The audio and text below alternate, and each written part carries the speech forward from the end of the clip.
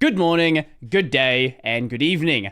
I'm, as always, your host, Brody Robertson, and today, this is the first of the post-AVCon podcasts. So, if you are interested in seeing a bunch of indie game devs talk about games, we're going to be doing so for probably the next couple of months of episodes. There's going to be other ones strewn in between as well, so if you find that fun, pop around for them. So today we actually have a returning studio, the developers of Project Nova Fringe Realities.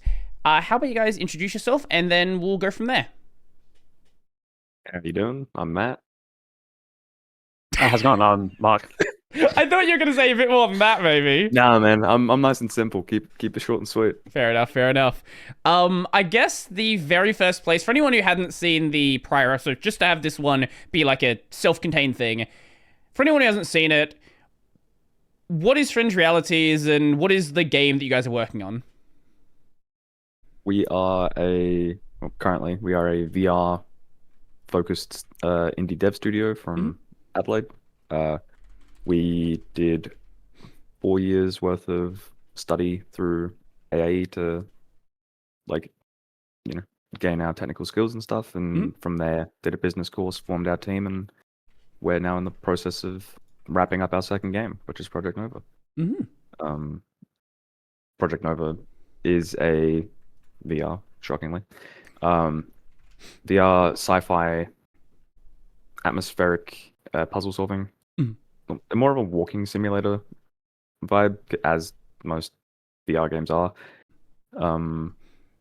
Basically you are an engineer aboard this vessel, the Nova Aurora, and whilst you've been in stasis, the ship was struck by a passing meteor, and from there you wake up and are tasked with repairing the various systems that have been damaged.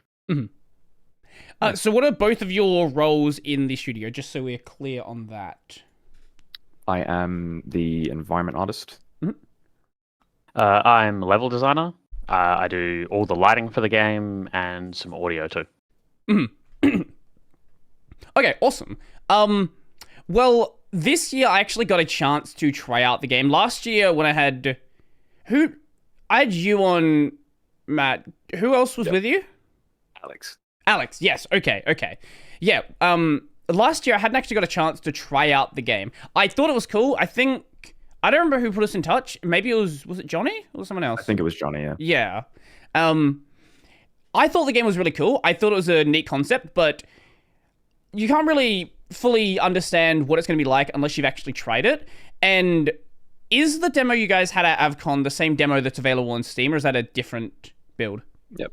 Yeah. The one that's up on the one that's up at AVCon is also the one that's up on Steam right now.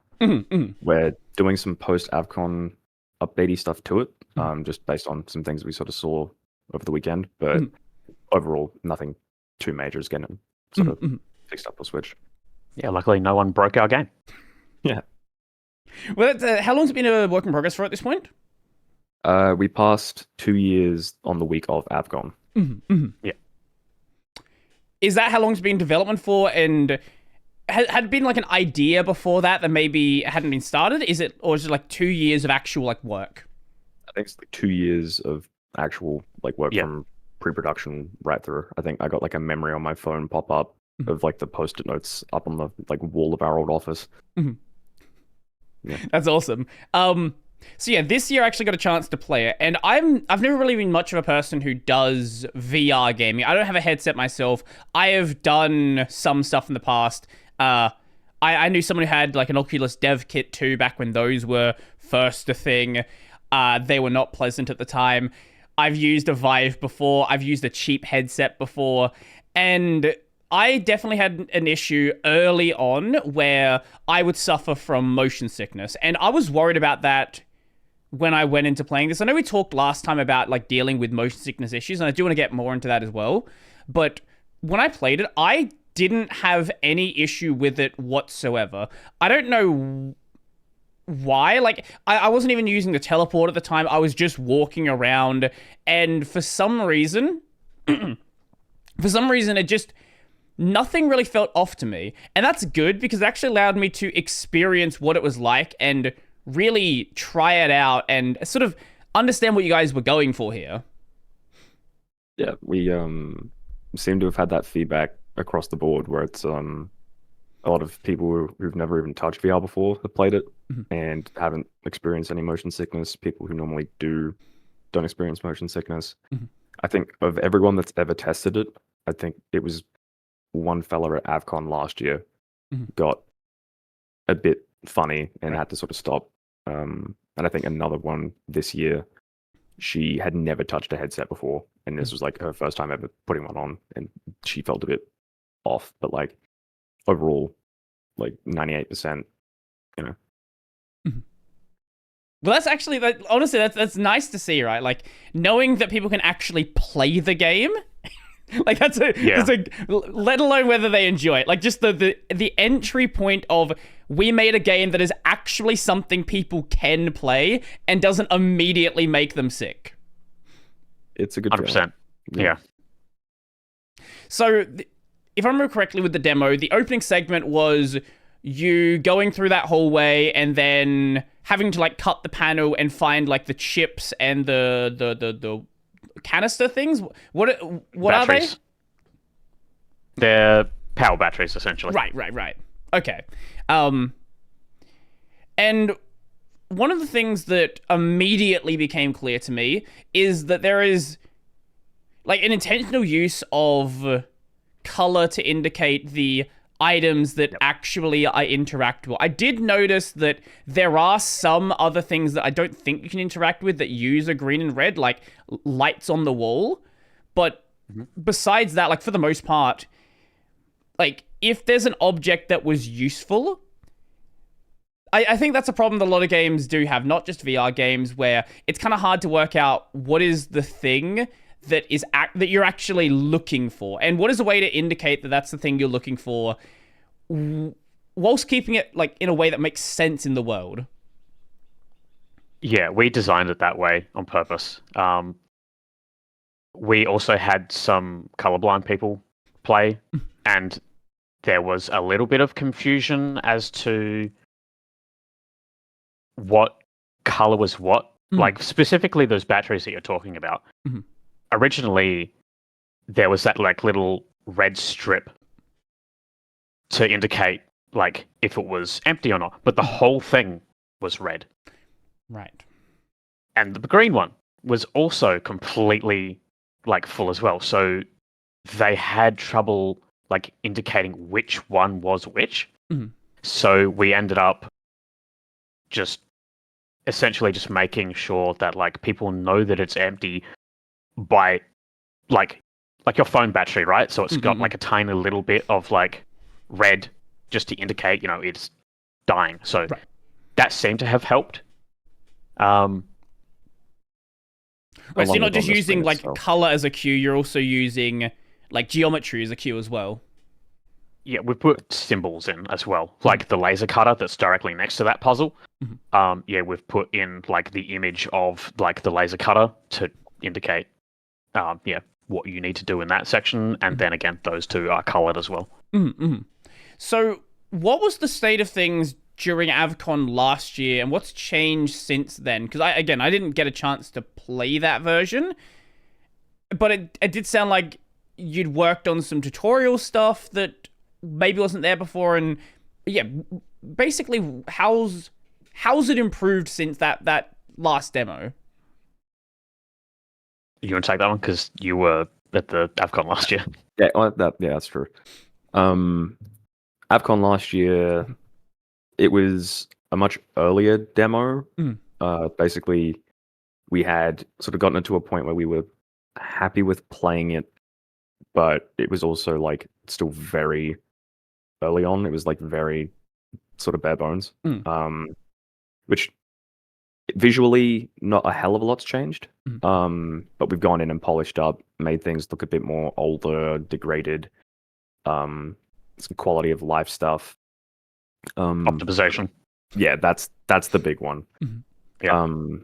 Like especially with the demo, like it wasn't too bad overall, but like just going through making sure with all of the, you know, art stuff that we've added in afterwards, like set dressing and, you know, the tablets and these extra rooms that we've put in now, bringing all of that in has obviously taken up more space and power and stuff, so we've needed to like switch things around and optimize some stuff.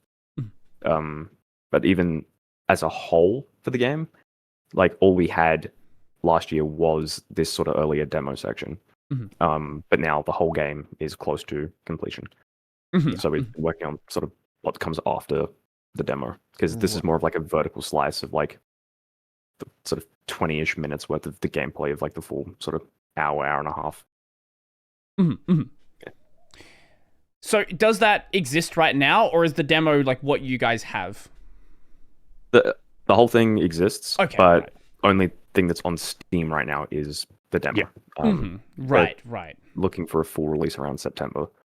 And most of that is like finished off now. It's just like testing, tweaking, and like marketing. Yeah. So when it comes, I want to go back to that like whole thing with the coloring before. Have you considered, because I know it is obviously red and green, have you considered adding in the option for people who are red green colorblind to indicate that through different colors, or some filter that could be applied to it? I know you can obviously do filters with like the NVIDIA control panel and things like that. But have you considered actually having something like that directly in the game itself? Not currently. If there is demand for it, like post-release, then 100%, yeah, we'll definitely look into that. Right, I know it's something like in like NVIDIA, AMD has it as well, where you can just apply that over the top of everything. So someone who does need that could, you know, there's already a workaround that exists to make that like that problem go away. But I know a lot of games still do have settings of their own, because you know, if it's a setting within the game, that gives the developers more control over how that's gonna sort of interact with the game elements, rather than just like a flat filter over the screen dealing with the problem like that. Yeah, kind of, as I said, it's just like we would like love to do something like that, but currently there's not the biggest demand for that right now. Like, we have only had like a smallish like sort of sample size from like our cons that we've been to, and we've only come across it like maybe twice. Right. Okay. And yeah, so like, because we've had like written feedback stating that, and that's when we actually did sat down and actually talked about what can we do that's the most value for time to try and fix, rather than implementing a whole new system. Sure, right. Because obviously that takes quite a lot of time to do. Sure. Like, at the end of the day, like, you can keep adding things until the end of time, but it's just a matter of... Correct, yeah.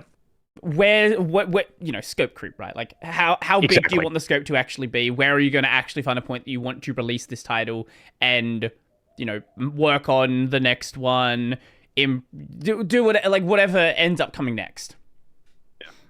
Yeah, 100%. So, going through the demo, the first section was the whole little puzzle thing where you find the chips and the energy cells. Then from there, the spacewalk isn't next. The spacewalk's a little bit later, isn't it? Correct. It's technically next in terms of the big thing that you do, but there's a bit of walking in between and right. visual stuff.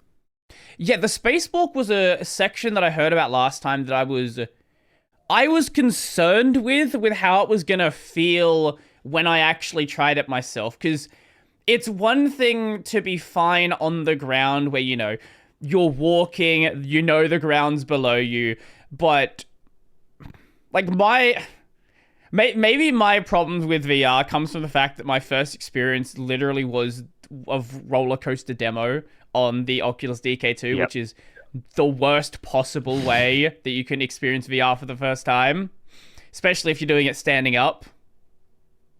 Yes, 100%. Not the first person to tell us that either. Yeah. Look, the whole idea for that spacewalk actually came from a BBC spacewalk VR demo. And I played that, I think, through twice. It was cool, but at the same time, it was awful. Because you had zero control at all. You were like a static player and the camera forced your movement. That's what made me sick.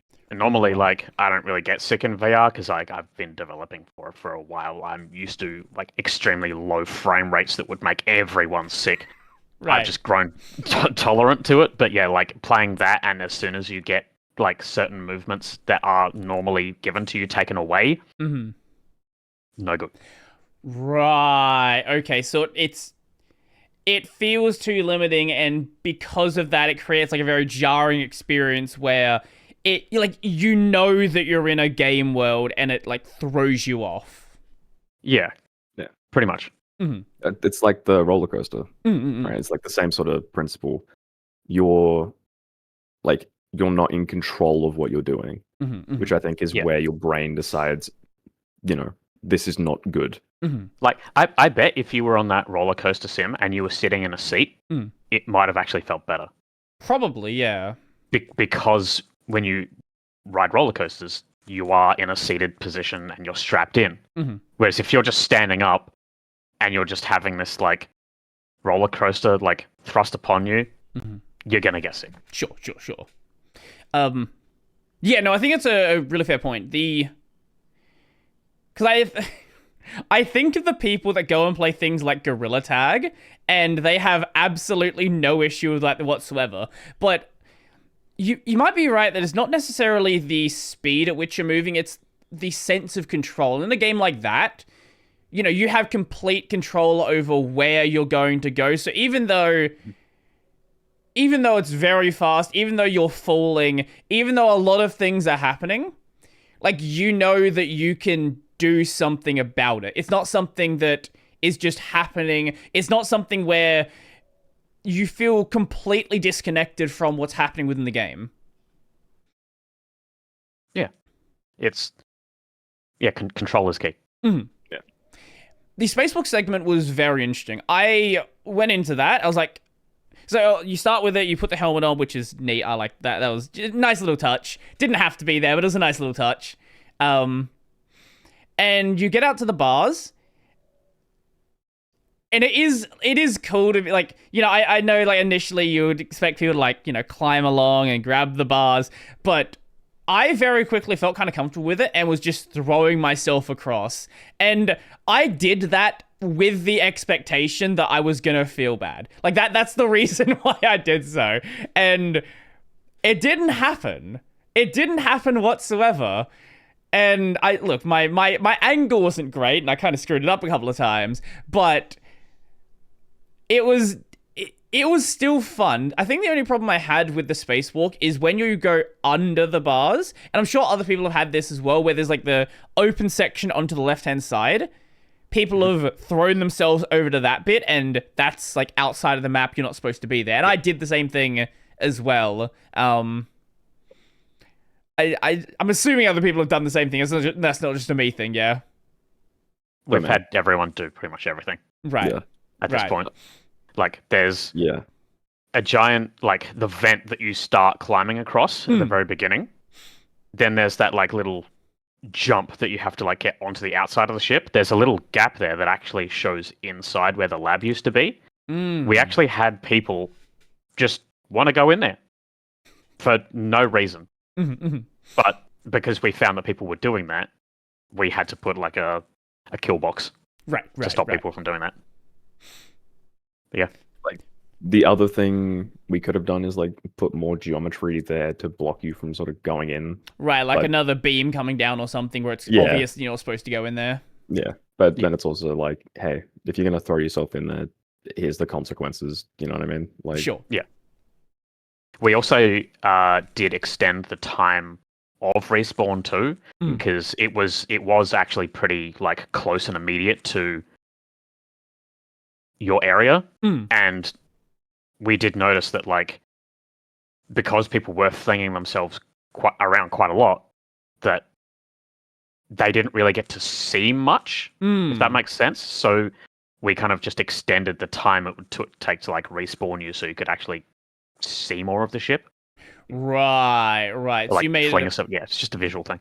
So you made it like a bit more forgiving for where it's gonna knock you out. Yeah, effectively. Right, Plus, because that was also. I'm sorry. no, go on, go on. It's all So good. that was also based on some feedback and stuff that we had as well. Mhm. Because initially, the way that we developed it to be sort of that instant thing was like, we just assumed people would be annoyed if they like flung themselves and they're just like drifting for a bit before like coming back. Yeah. Sure. So we were like, yeah, well, to save you guys the pain point of like being frustrated, we'll just, you get too far, you're back in the thing, respawn. Mhm. But then yeah, we got the feedback of, oh, well, there's no consequence. You don't feel like you're drifting away. It's like, well, it's the, Yeah, find we the had to middle find the ground middle now, I ground, guess. basically. Like Right. it was interesting. We also have the like jetpack or whatever it is, so you can Yeah. like adjust yourself back towards where you need to be. That's But- actually not really a bug as such or like a feature. It's kind of like it was a bonus of using the continuous movement because with the teleport mode, you don't get that. You are literally Right. it's way more unforgiving in terms of like how the gravity works. But because you're using continuous movement, the character controller, it still wants to like use those forward inputs and move you. So it might seem like you have a jetpack on, but you're kind of just walking through space. I see. So when you teleport, does it like immediately cut your momentum? Yeah, for the most part, yeah. So like we kind of had to like design the area around being close to grab stuff, like being able to like So we also implemented a checkpoint in the middle, which you have to like you can teleport to it. You don't have to, just to make it easier. But yeah, it's just so you're like near things to grab.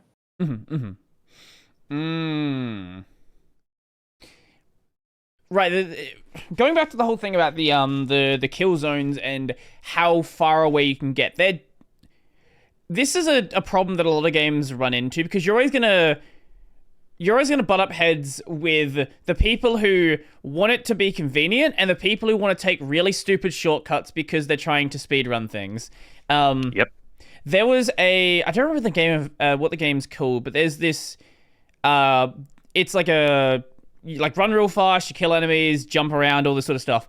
And the dev originally, they wanted to make the kill boxes very, very hard, very clear. Like there were ways you could use the momentum and jump like over entire buildings and skip half the level. So he wanted to make it initially that you couldn't do that. But then that annoyed the speedrunners, and then he got rid of that, and then because he had a leaderboard system, then the speedrunners were entirely dominating the leaderboard. So I was like, okay, do we have a leaderboard of the speedrunners who want to do like skips, and then do we have the speedrunners who want to go the intended route? It's like you have to sort of decide what the vision is and where you want to, because people are always going to find ways to break the game. No matter what you do, they're always going to find things.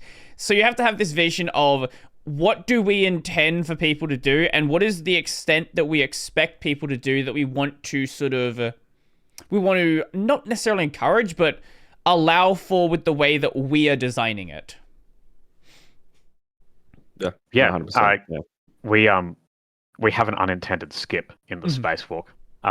Where that checkpoint is, and where you have to like cut the debris in that tiny little like section there. There is a proper checkpoint like save system, so if you like mess up, you will be respawned there. But because of the respawn system that people were commenting about, that then allowed people to actually just fly straight over the top of it and completely skip the checkpoint and go all the way to the ladder of the other side.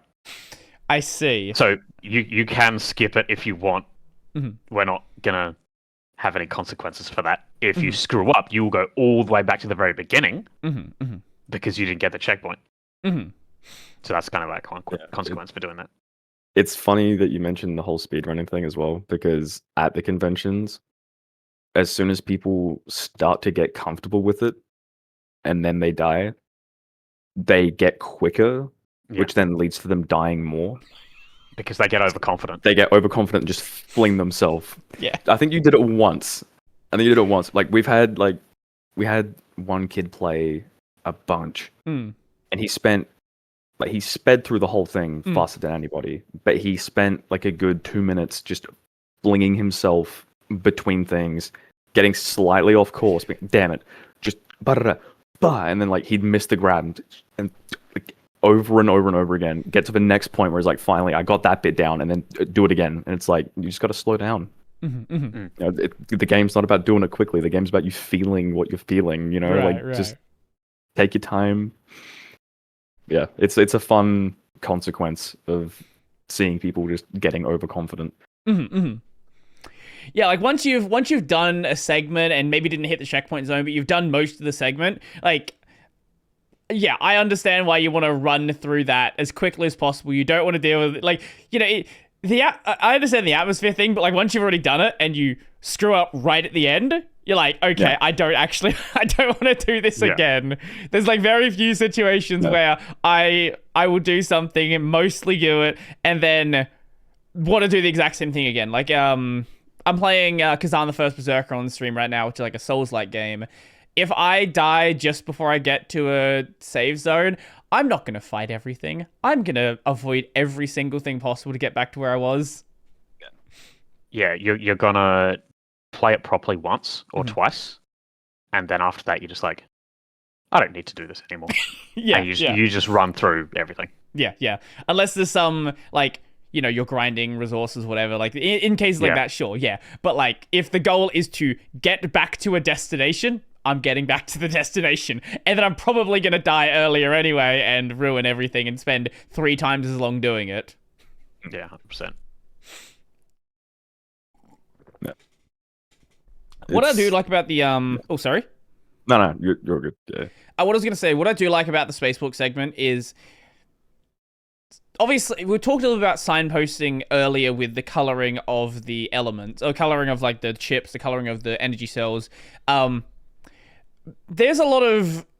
I understand some of the discourse online about signposting, and a lot of games doing it in a bad way that just doesn't feel contextually consistent.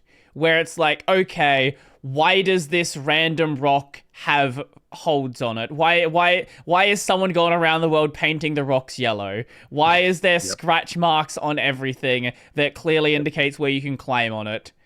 And the example I brought up to you when I was there is in Expedition 33. This is minor spoilers for anyone who hasn't played the game yet.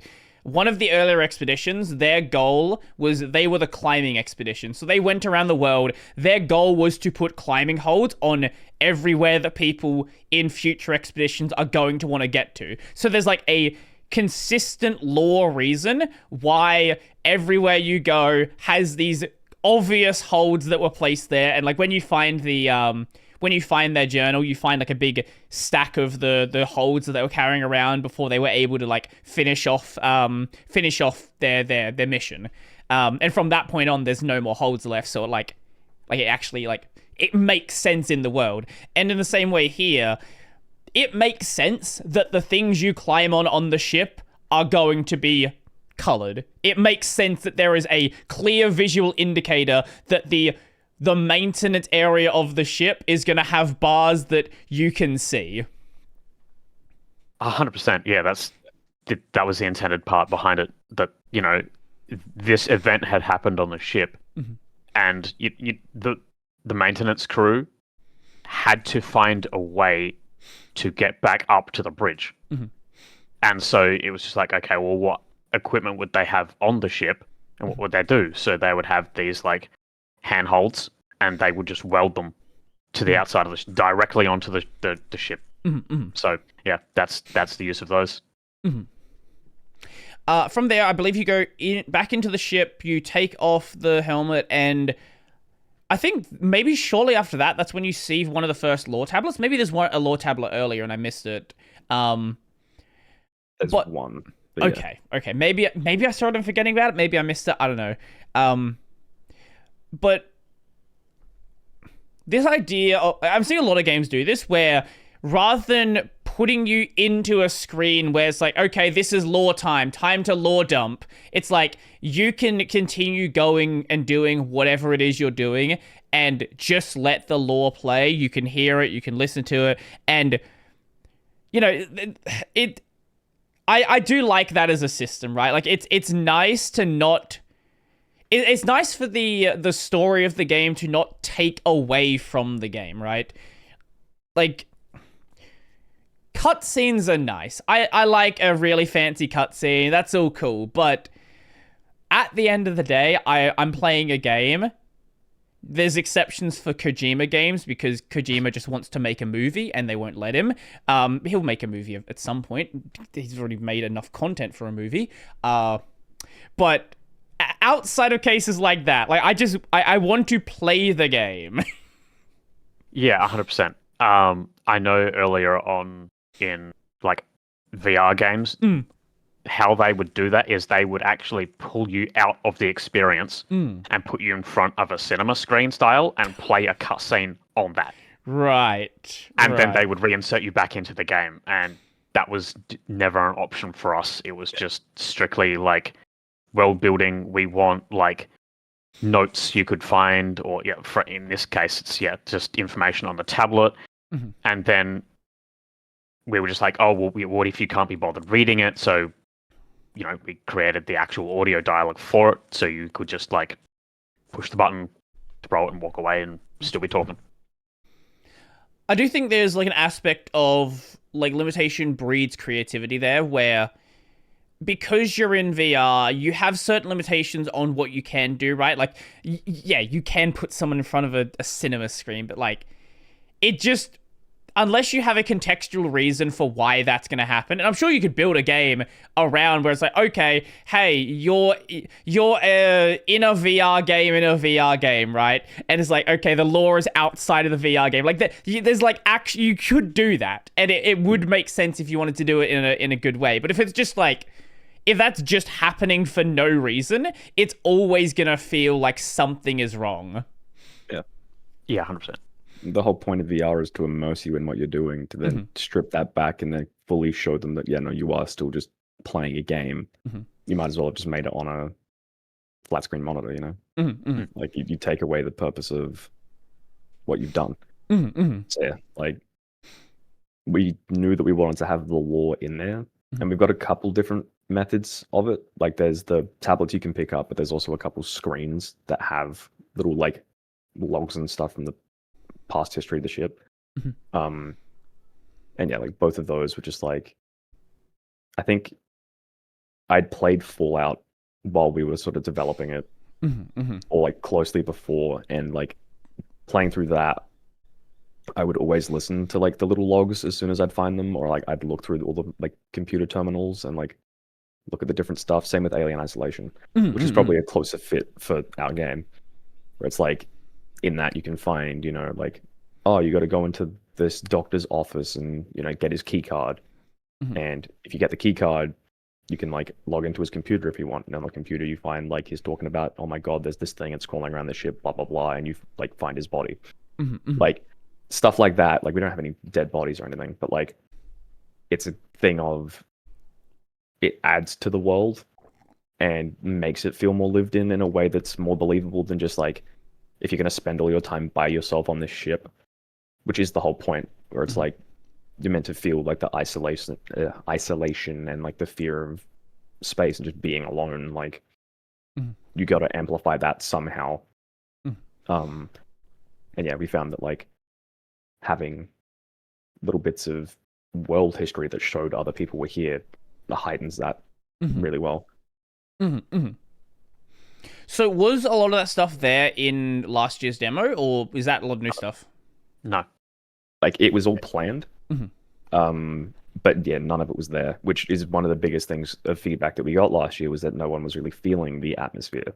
Right. And it was like interesting because before that people were, but in the full game, like prior to where you're at, there's a probably like 15 minutes worth of gameplay which is set before the incident.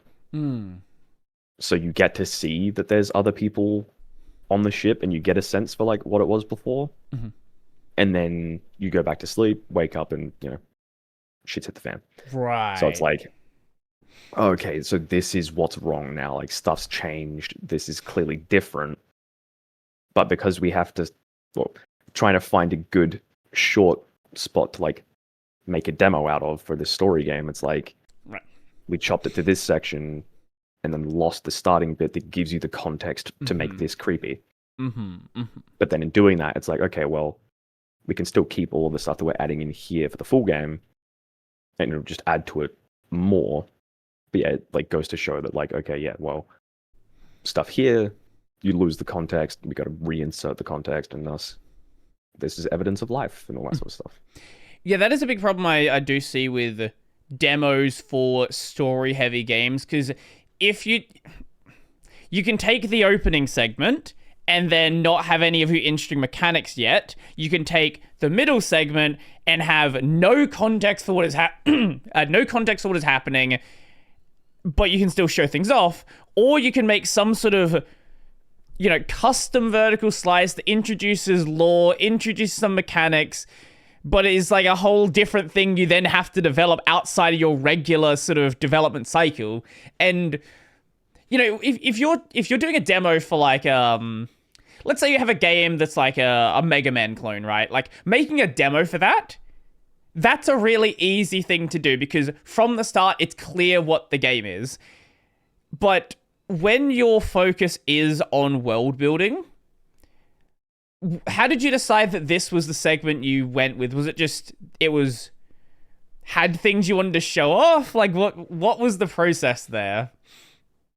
Initially, the whole dawning of the idea and like the centralization of this is the part of the game that we want to show came from the fact that we wanted to build a vertical slice of the game to then go and pitch to, publishers and funding and all that sort of stuff, which included that starting sort of section.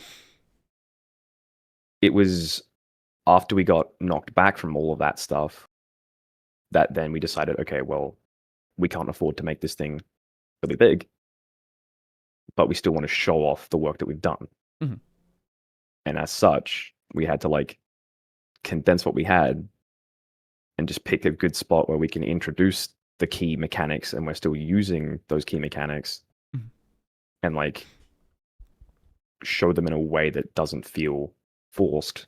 And yeah, we just happened to work out that, okay, well, all the stuff that we're doing in the starter room in the full game, we're technically doing in this room now. So we can just insert it here, sort of thing, and it'll just work.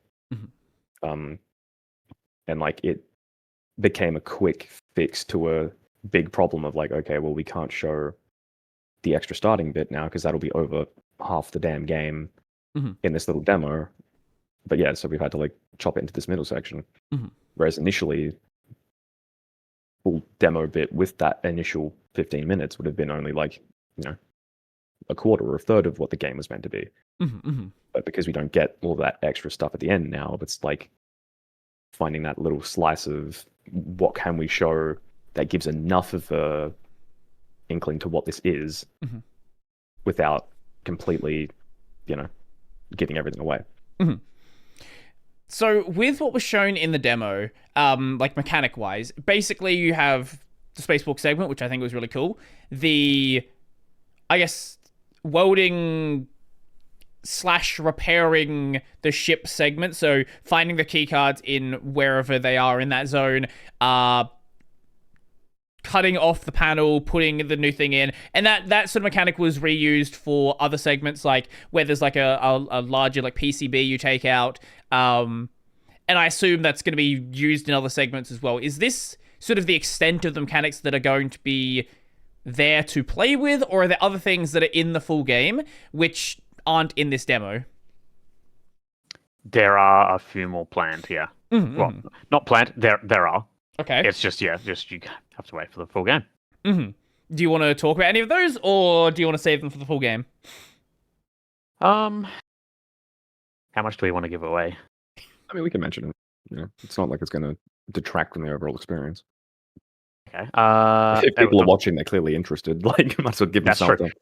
So further on in the game, one of our doors to a specific area is locked, and you basically have to take control over a robot in a vent system. So you have to walk through a vent and do a little puzzle in there to restore power to the door. So yeah, it's basically taking control of a different character, I guess. Right. We have I think, would you call it a line puzzle? Is that what they called, Matt? Yeah, it's something like that. I can't remember what the actual. It's basically you start off in a circle and you drag your finger across other circles to draw a path to the end, basically, without screwing it up. Yeah, we have that. Valve puzzle. It's not super difficult. Just turn a valve. It does a thing. Other than that, that's kind of it. We didn't really want to reinvent the wheel, right? Because it's very difficult to come up with something that's brand new. So, in our last game, for example, we had an actual bolt cutter that would cut locks. Alex spent probably months making and testing that because of just the way that you're actually doing it in real. It's the same as how you would do it in real life, and it's hard to do. So you've got to kind of find some middle ground of what is interesting, not necessarily complex and hard to do, but what is best for the situation. I'm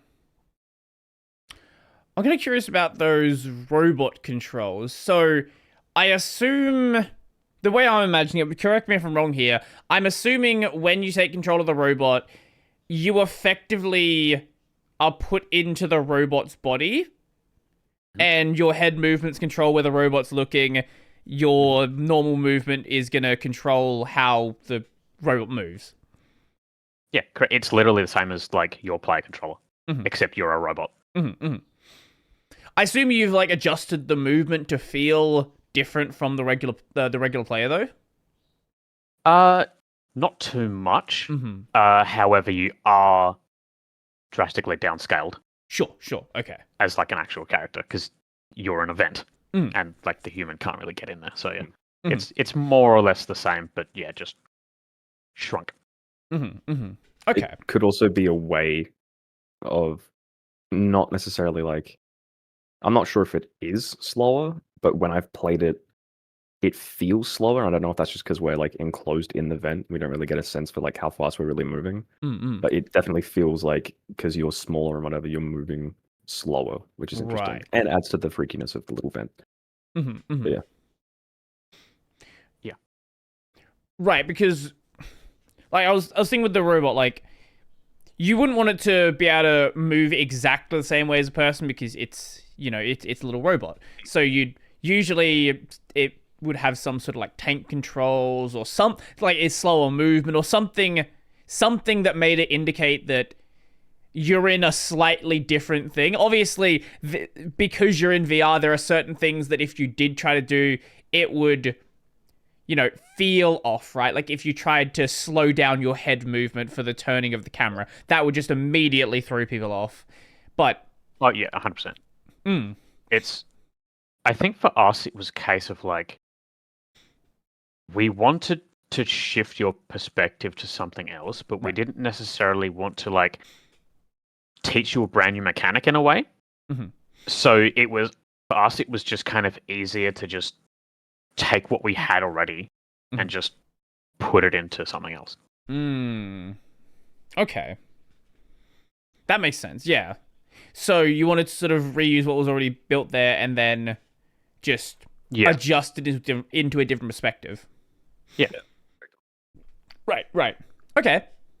No, that is cool. I kind of wish the robot section was in the demo now. That actually does sound kind of cool. Yeah. I mean, if it had been, if we had the capability to make as much of the game as we wanted to, with funding and stuff, sure, it probably could have been. But because of the way that things ended up, like we only end up using the little robot once because the multiple uses got kind of chopped after like, this section, and this is where we're stuck with. So it was like a consequence of planning out the story and the mechanics to evolve in a certain way, and then having to shrink it back. But yeah, like he's cool. Like yeah. You'll find several of them in different areas. Yeah.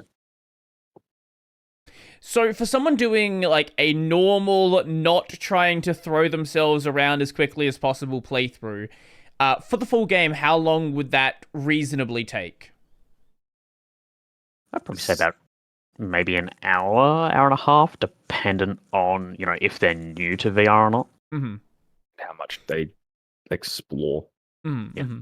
Because there's like a few of those extra rooms and stuff that we added in, and obviously this whole extra puzzle and stuff, like, and depending on the ending they get as well, we'll change that slightly too. But yeah. What do you wish that you could have done if you had gotten this publisher funding? Like, what was the early... Yeah, what were the early plans that you had in mind? I'm sure there's a lot that could be said here. Paid voice actors. That is, huge. Mm-hmm. That would have been great. But I think the biggest thing is just having the rest of the ship that we sort of intended, because, we were going to have another big spacewalky section out the back of the ship and a whole nother room, and, like, you got to reheat the engines and all this sort of stuff. But, like, all of that sort of had to get trimmed off to then, scope it in. Reality sucks, but is what it is. We had multiple endings planned for the game. More than two. Yeah, we had, I think the initial plan was 3, and all 3 of them varied in scale. But yeah, we had to drop one of them out, but we still wanted to have the consequence of like, okay, well, if you succeed, you do this. If you fail, you do this. Because that was like in the earliest design brief of sort of what we wanted. So yeah, we've kept that in, but it's much more toned down from sort of what we wanted. But yeah, like perfect world, the full ship, all the mechanics continuing to sort of scale up and get reused in different ways and stuff, and just adding in more world buildy sort of stuff. Like you have more ship, you have more stuff to put in the ship to then like make it feel more fleshed out. Like one of the things I would have loved is to have had like a room that you can sort of peer into but not really see, where you can just kind of see like a dude floating. Like I know it's messed up, but it would have been like, hey, that's cool, like consequences of like what's happened and stuff like that. But yeah, just I'm a big sucker for like world building and details and stuff like that, just in any game. So like adding in as much of that as I can is like big for me. And yeah, like that's my end of it, I guess. Mark, is there anything else that you would like to have done? He pretty much said it all. Right at the beginning, I mentioned paid voice actors. That was definitely one of those things that if we had the budget to do, to do that. Also, custom music and sound effects, because a lot are from just sound libraries that you can just pay for. Like, granted, with chopped and layered stuff to get the effect that we want. But yeah, in our budget, we definitely had planned an audio designer as well. Marketing is the big one as well. Having like marketing. A budget for that would have been really great. And yeah, like actually having someone who sort of knows more of what they're doing sort of give us a hand with it all. Because currently it's just kind of me going on social medias and just kind of interacting. I've started looking at Reddit and stuff a bit more, because like the community and stuff there is relatively active and stuff, and it's a learning experience for us as well, just in doing it all. So that's like what my next few months is going to be before release, is just kind of interacting with people, sending emails, and trying to get some visibility on it. So that'd be that would have been really nice, is to just like not have to worry about that. But such is life. Yeah. Mm-hmm. Would you like to further broach some of those ideas you had in a future title, or were they things that you would kind of only make sense within this project? I mean, there's stuff you could probably rework into other like games and whatnot, but like one of the biggest things was obviously if you get like one ending of the game in its current state, you know, it leaves the door open to then add in more stuff. Like sort of down the line is like, you know, DLC or whatever, but like that then implies that the game is going to be popular enough to then receive said DLC. And the same was for Nightlight. We had like an extra sort of little area planned that I'd sort of come up with when we were doing all the initial like, hey, come up with a creature and a reason for them existing. And I was like, hey, this could be really cool. And we were like, yeah, it would, but it's very different to the rest of the game. I mean, we got halfway through production at that point, and we had to take stock of like how much time we had, and we had to sit down and make those decisions to be like, okay, can we do this? Can we not? Does it make sense for it to be in there? It's not. It's got to get cut, and it got cut. I was the first to put my hand up and say like, yeah, I know it's different, which is why I designed it that way. So cut it if we got to cut it. But yeah, like, so there's always sort of stuff that like will end up on the chopping room floor that would have been, you know, cool to have and could potentially get branched off into something else. But like story wise, obviously it'll have to be kind of different if it becomes its own full separate game. But like, yeah, like I could definitely see different aspects of like, hey, you wake up back out of stasis and there's another issue that you have to go and fix in X room on the ship or in X location, and that becomes its own little like 20-minute $2 add-on, whatever.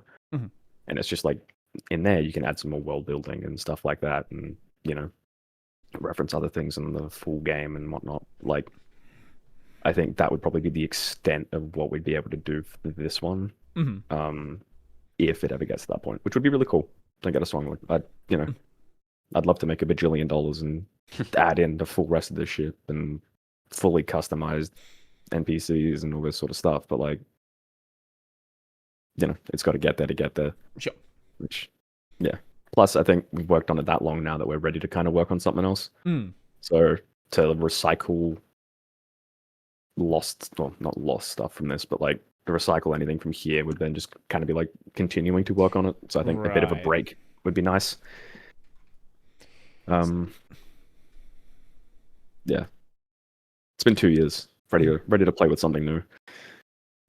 So obviously, besides the whole, you know, audio stuff and voice actors, which, you know, a whole different issue.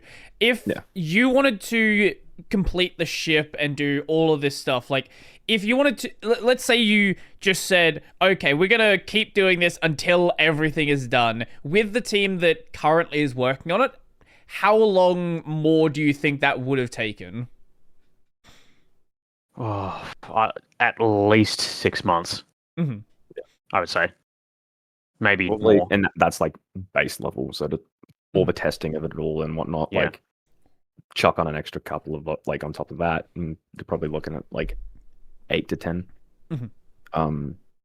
Which is funny because the initial plan for the full game was going to be the 2 years, which is what we've now ended up taking with it. But because of wait to hear back from funding and play with this and scope down, because obviously we don't have the time to take it the full way, but now we've ended up sort of pushing that further and further for testing, going to cons, getting feedback, all that sort of stuff.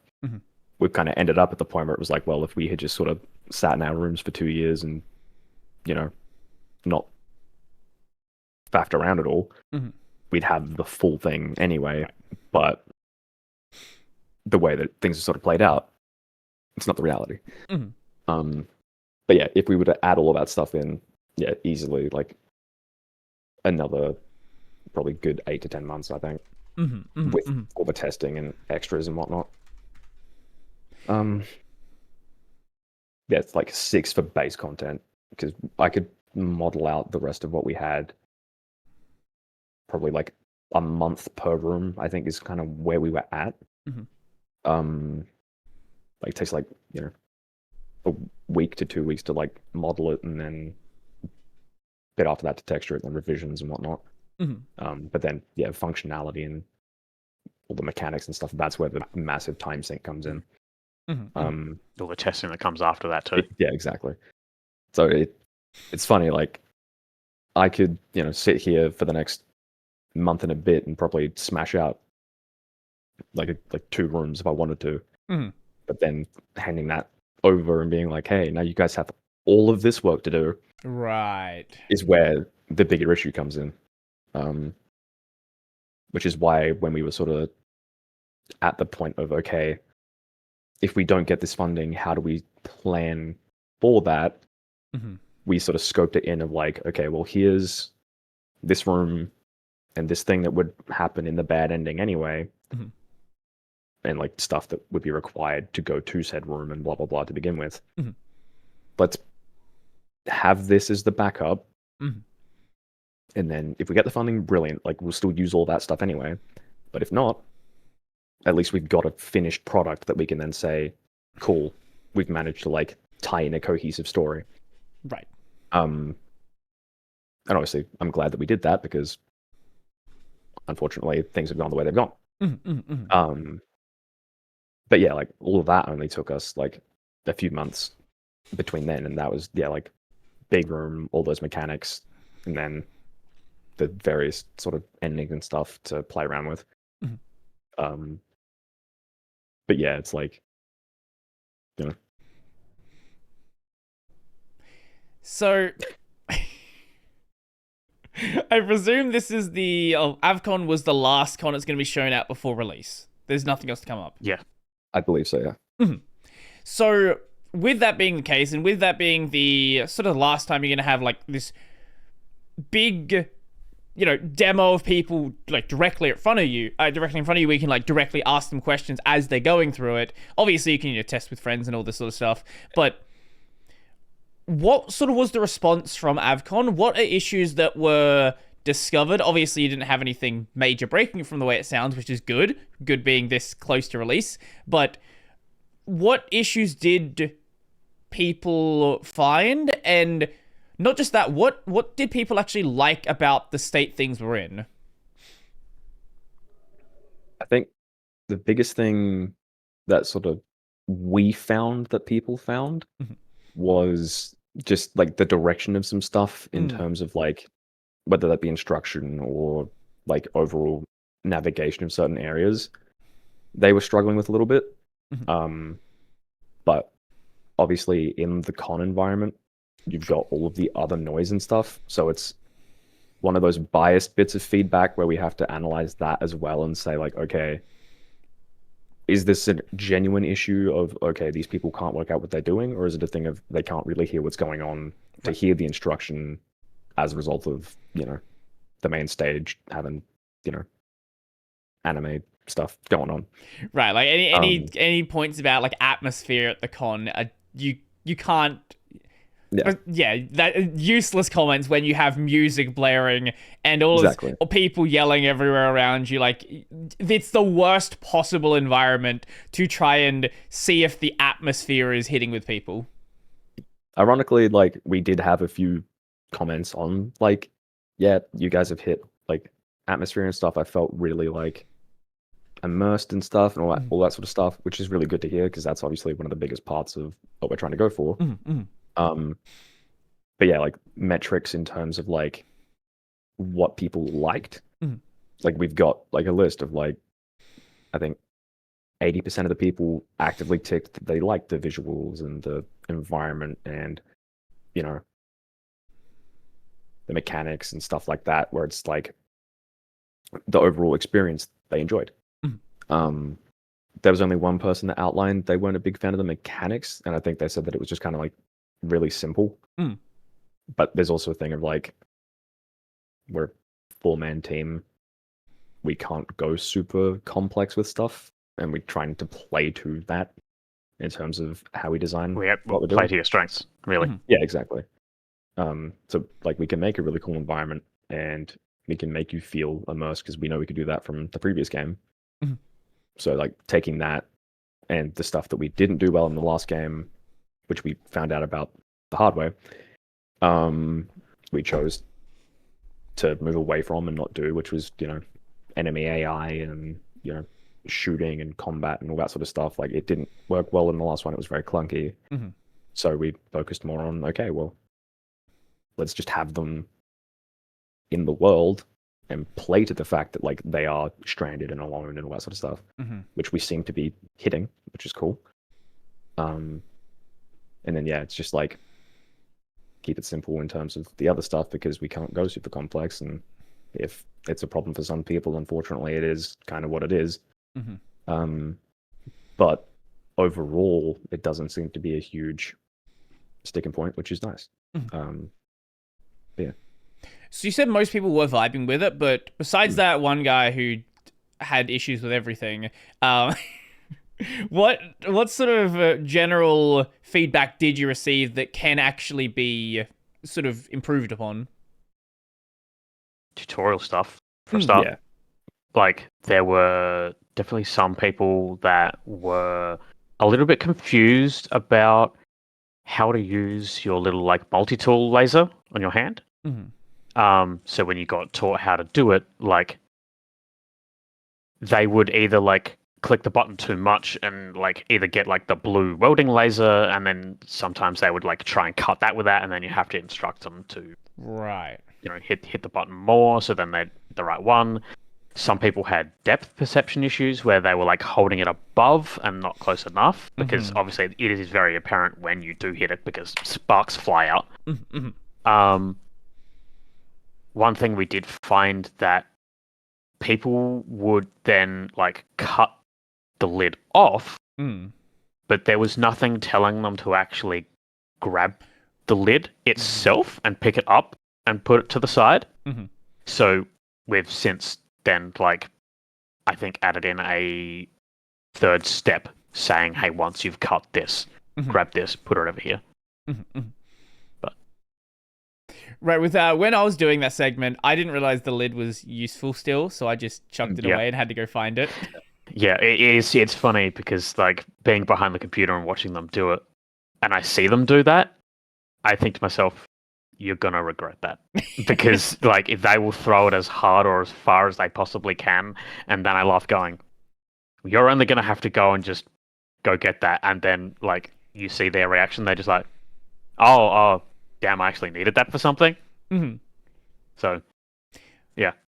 With that being the case, have you run into anyone who soft locked the level because the lid maybe clipped into some terrain and you weren't able to get it back? Luckily not. Lid, but I think last AVCon we had someone drop one of the microchips through the floor. Oh. Which had not happened to one of us. But like in you saying that, like, yeah, like someone grabbed it, it fell out of the hand, and I think when they grabbed it, they pushed it into the floor and, like, let go, and it just, and we just kind of stood there like, well. Yeah, I suppose in, like, mitigating that, it's basically you just grab the floor colliders, you just extend them downwards, so they can't, and you raise it, like, up a little bit, so it's, like, in line with the floor. So then hopefully there's no, like, clipping issues. So, like, you drop something and it's just like, oh, it's on the floor. It's not like, this much, like, underneath the floor where you can't see it. Right. I mentioned this because there are segments where if you stand too close to something, the player controller will vibrate up and down. So if that can happen, obviously, my guess would be there's possibly ways objects would vibrate in a way where they clip into something and things go very badly. It's probably not something which most people would run into from what I can tell, but it's one of those things where there's very possibly cases which were missed, which someone will, if there is a way to do it, someone will find it. Yes, 100%. We had one of our fellow developers from our last project who we gave the game to test. We just wanted him to play the game just to see, if he would do it. he decided to not do that and to do the developer thing. Instead, he literally tried to break and did break a lot of stuff. Whereas, okay. Which is good because we needed to find out, but also like, you know what you're meant to be doing, and you're actively not doing it to spite us because we can hear you chuckling while you're doing it. Right. Like, I'm glad we found out, but also just open the door. Yeah. Like, yeah. Hey, we learnt that you could shoot yourself up into the ceiling. Yeah, that was when true. You were using a door. Yeah. Is that doors closing? Is that what was that? Yeah. Yeah. Well. Yeah. Just a little bit of like history, I guess, on that door problem. The reason why we are not making you open any doors in our new game is because people forget how to use doors in VR. And doors in games in general. We discovered like there's full like developer rants online about like, you know, I don't know what people's problem are. You walk up to it, you either press E or you grab the handle or you push it open. Like it's like the D&D problem where like, oh, there's a door that's closed. How do I bust into it or break it open? Well, it's like, nope, it's just unlocked. Like it's not a puzzle. You just put your hand on the like handle and you open it up. But yeah, because it was causing so many issues in Nightlight. Yeah, in this we opted for like, hey, how do we design around that? Hand scanner, automatic doors. Yeah. And we haven't had an issue yet, which is good. Yep. So, you know, it's a very pleasant thing to not have to worry about. Yeah, if you give players the ability to put something in the way of a door, clip into get too close to a door as it's moving, whether it's opening or closing, people are going to find a way to break things. When I was playing Kazan earlier today, it wasn't a door, it was another bit of terrain. I don't even know how it happened. I fell off this ledge, and they have these like fold out like screens, and if you land on them in a very specific way, you just bounce into the air. The game doesn't even have a jump button. I don't know why. It's brilliant. It's actually intentional. It's crazy. And then with the door problem, if you have doors that will automatically close, you know, that means you can push colliders through walls potentially. Especially if they don't stop for anything, they will just keep trying to push. We've not, at least to my knowledge, we don't really have anything big or important that you can kind of leave in a doorway for that to happen. Because like any sort of important room that you enter, it kind of locks behind you and keeps you in there. Right. But like I had to mitigate issues surrounding this issue. So like in that room where you're doing the electrical puzzle with the circuit boards, there's a giant generator off to your left, which has a space between the top of the generator, the roof. So we were just playing around, and I grabbed the chip, and I just went like that, and it landed up there. I'm like, well, I soft locked myself because there was no way to retrieve that. So basically, it just ended up me just putting colliders everywhere to stop that from happening. That raises a very important thing I hadn't even thought of until just now. When you have the placement of objects and kids playing the game, because you have to worry about how high something is placed so someone can actually interact with it. Yes. To say that, in Nightlight, we had a like little server thing that was about 2 meters tall. We had, I think she was probably like 6 or something, like at one of the cons, put on the headset. She saw a broom on top of this thing. I don't know how she reached it, because she was no taller than a meter herself. But she got up there, she grabbed it, and was flinging it around like crazy. Like she worked it out. If I think that's one thing about kids, they'll manage. Sure. It's shocking. Sure, you can find workarounds for it, but like, Oh yeah, obviously design around yeah. the fact that like keep things convenient. But yeah, like they'll find a way. I will add one more thing to that, is that within our settings, there is actually height controls. Okay. So yeah, you if you are just a little bit too short, yeah, you can come in and adjust your height. Right, because that reminds me, there was another demo at AVCon, where it wasn't it was similar to the hold segment with the spacewalk, but this one was with ropes, and I couldn't reach one of this was a issue they had like noticed as people were going through it. One of the ropes was just a slight bit too far away, and people were not able to reach it. Luckily, they had a bar across the top, and you could climb across the bar and just skip all of it.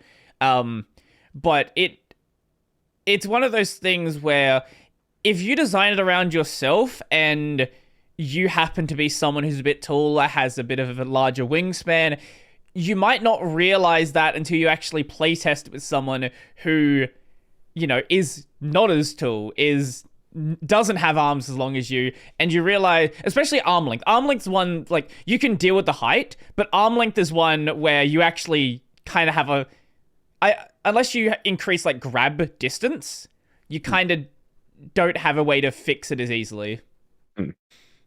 Yeah, something we've talked about numerous times. Yeah, I have a freakishly long arm span for my body. I've got an extra 10 centimeters on my height in my arms. So I have no problem reaching whatever I'm trying to reach for. But Daniel, our other artist on the team, he's a shorter gentleman. So having him test is the like flip side of the coin, where it's like if he can manage, which he does, like if he's got no issues or whatever,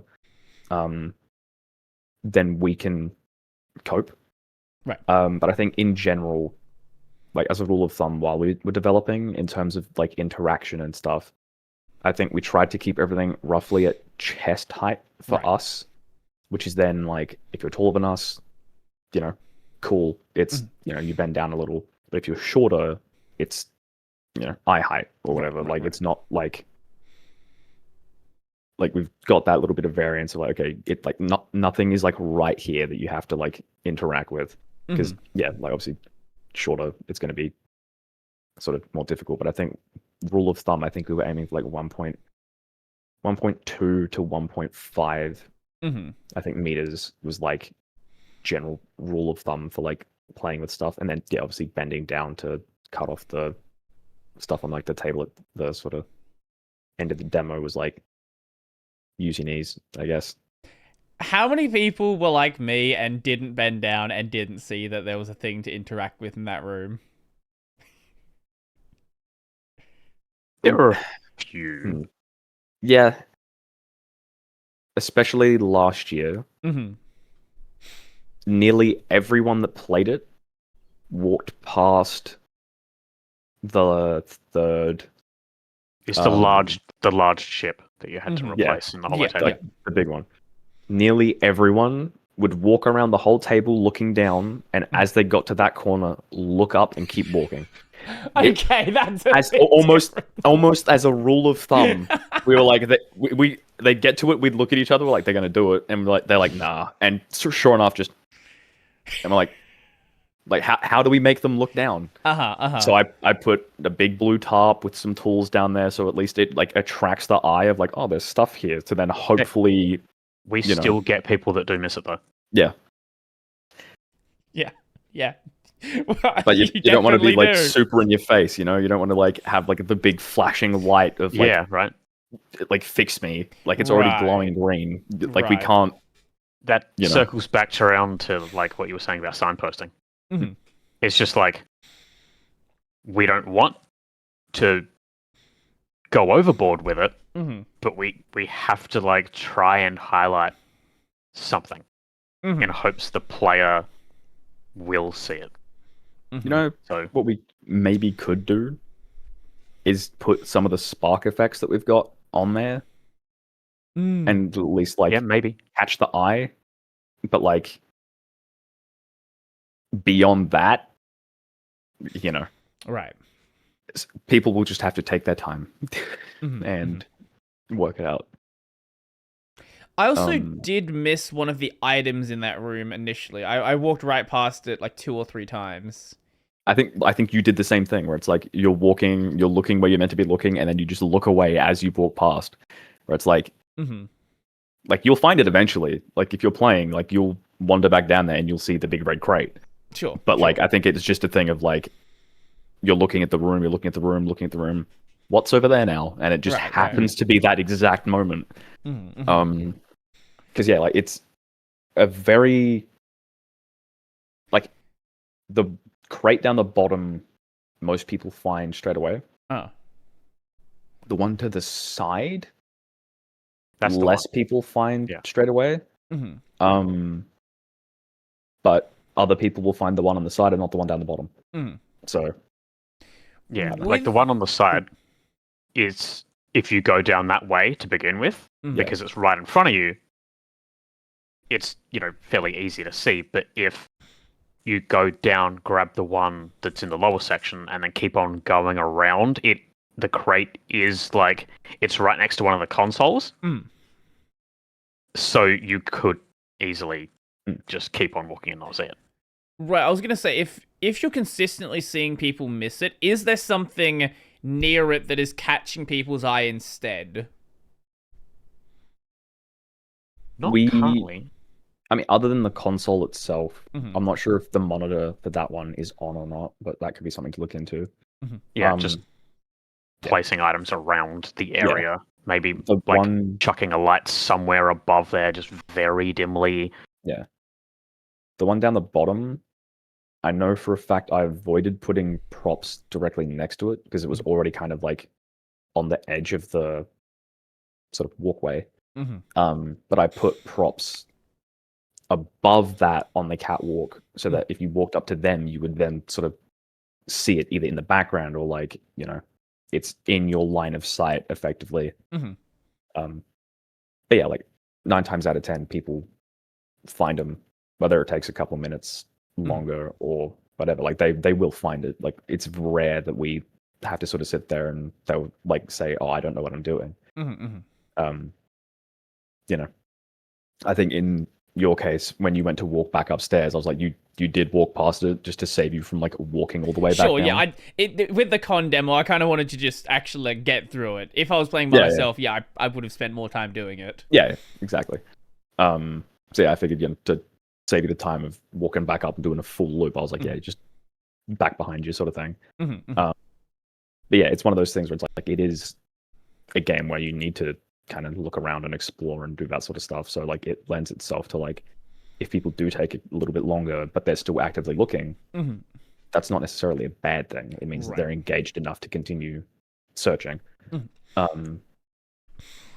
yeah, it's just like when they miss that one panel on the table and then find all of the pieces, and they're just carrying this like microchip around looking for like where the hell it slots in, and they continuously keep looking up. It's like I'd yell at you through the screen, but I don't, you know, like you'll get there. Last AVCon we had a rule of thumb after I think the third person that we got up to go and help was wait an extra 3 seconds, because as much as people looked like they were struggling, we would stand up, and in the time that it took us to stand up, they'd work out what they were doing. So it was like, just wait the 3, and then if they're still stuck, then help. Right. But like it was like that 3 seconds where it was like, okay, they've taken enough time where it's like they're sort of like looking around confused. All right, and then like as I stand up, they looked over and find it. I'm like, and I'm back down. But yeah, like after that, it was like a consistent thing of like, I can't remember if it was you, Mark, or Daniel went to go and help someone. I just put my hand up, like, just wait. I think it might have been Daniel that did that. And then sure enough, I said, just wait, give it a couple seconds. And he's like, what do you mean? And then like he saw them do it, and it was like, you know, it was bizarre. But like, people will work it out. They take their time. Right. And the people that can't, then there's the issue of like, okay, well, why were you struggling? Right. But yeah, like if it's an issue with like tutorialization of like, okay, well, yeah, like I didn't know I had to pick this up, so I didn't know what I was doing, or I can't hear the instructions because of the con or whatever, or we had one dude stream Nightlight, and he, as soon as he heard the guy on the radio, which is the primary source of our instructions and stuff, because he was streaming, he went, I'm not going to listen to whatever thing that this guy is saying. I'm just going to talk to my audience, and then walked into the next room and went, I don't know what I'm doing. And it was like, really, dude? Yeah. You don't say. But it was because of that, like we ended up putting posters and shit around the room to like kind of give more diegetic instruction. Right. And yeah, it's like you learn that like some people are just not going to listen. So it's like, yeah. Well, there's always the issue of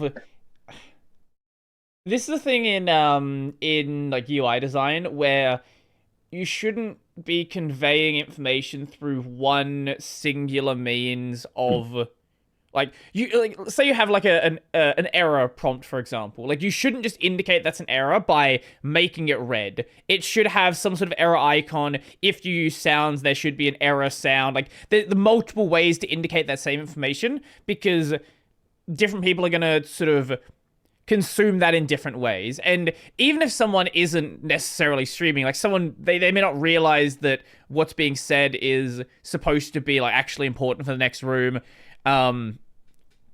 So having like additional information, additional ways to convey that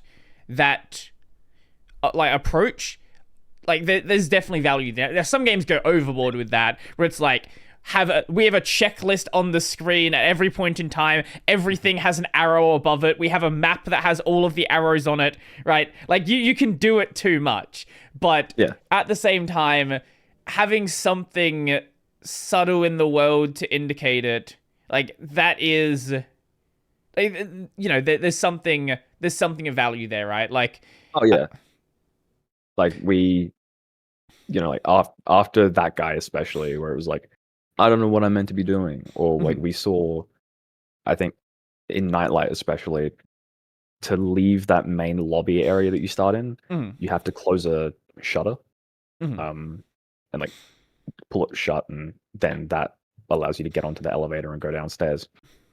Like that is the first instruction you hear, but then we tell you that like, okay, once you've done that, you then have to take the elevator down.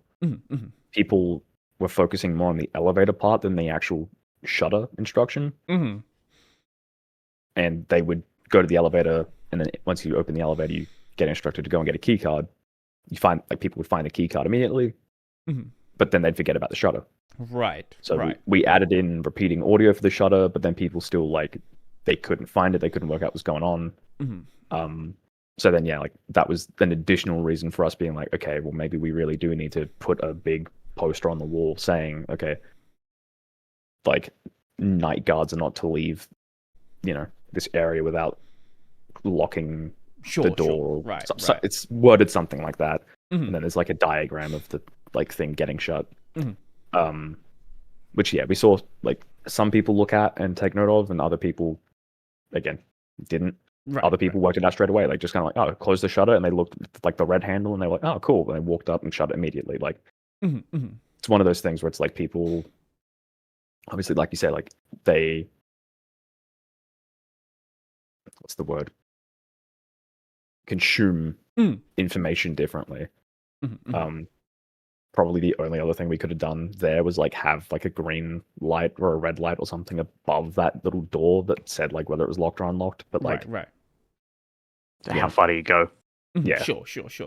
Right, and a lot of games do this in like a very subtle way to indicate where you need to go. Like you see in a lot of like action games where the placement of enemies is sort of used as like a trail of breadcrumbs for the main path to go down. So there might be a side path over there, and you might see it if you see it, but like the main route, it's like enemy here, enemy here, enemy here, and it sort of guides you in that direction, because most people are going to want to go from encounter to encounter. Yeah, we I don't know if we necessarily had a similar thing in Mhm. Nightlight, because our enemies were kind of like on like a little wandering path. Sure, yeah.